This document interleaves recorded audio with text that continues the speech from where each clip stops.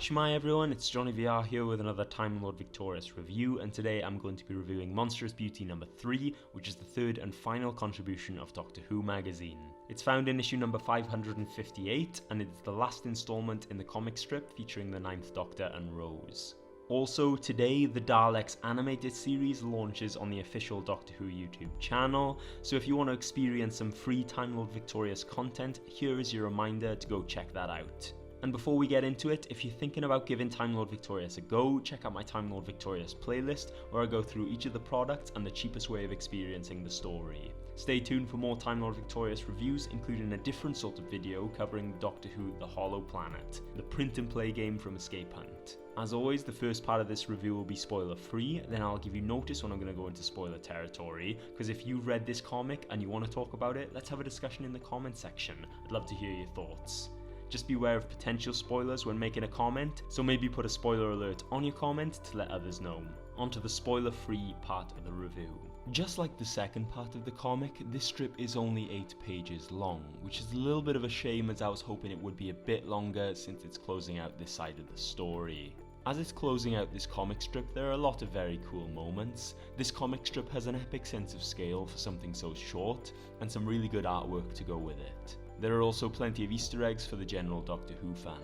The short length of this comic, and both of the other parts, mean that we've been introduced to a fair few new characters quickly without having time to develop them so much. It's been good to see them in this media, and perhaps they could return in other Time Lord Victorious stories, but who knows. The resolution of the story makes a lot of sense when read with the rest of the comic strip.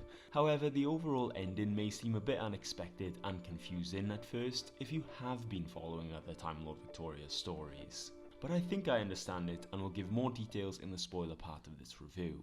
But what you need to know is that by the end of the 3 parts of the comic strip, it can stand alone as a complete story, and you would only recognise the connection with more knowledge of the Time Lord Victorious story arc.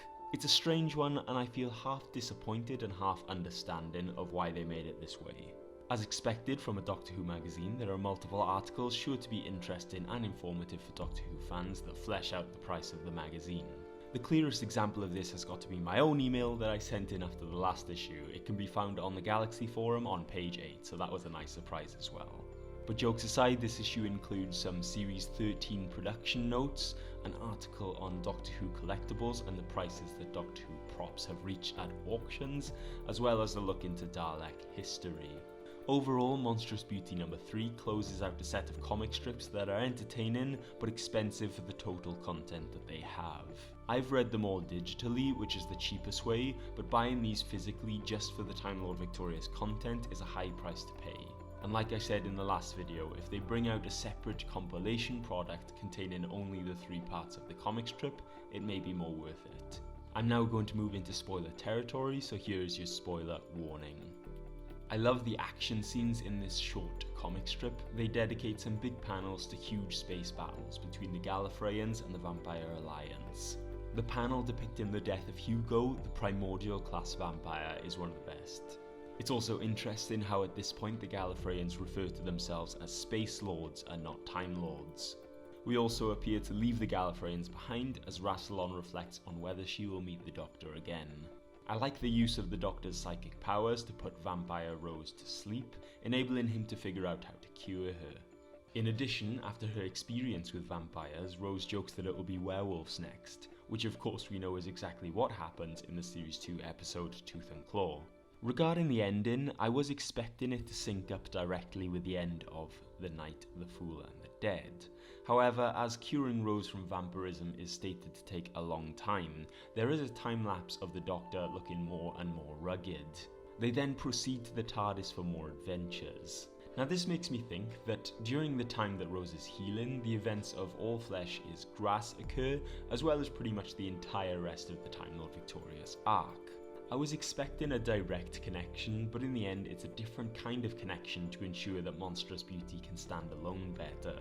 In this case then, perhaps we can expect to see more of the characters Drogon and Sentia in the upcoming book, but maybe not so much of Rose. Overall, I like the setting, the story, and the vampires, but I do feel like this entire contribution was way too much money for just the Time Lord Victorious comic strip, and I hope they print a collected version of the whole story. So there we are, that's my review of Monstrous Beauty number 3. Let me know what you thought of this installment of Time Lord Victorious. Feel free to post comments about the story, but beware there may be spoilers there, so perhaps put a spoiler warning on your comment if you're going to talk about the actual story. Stay tuned for more Time Lord Victorious reviews, and if you haven't already, check out my Time Lord Victorious playlist where I go through each of the products and the cheapest way to experience the story. If you want to support our channel, you can do so by going to coffee.com/skybotfilm, or you can tip us the price of a coffee, which you'll use to get better equipment and make better videos for the channel. So with all that said and done, thanks very much for watching, and I'll see you next time. Bye!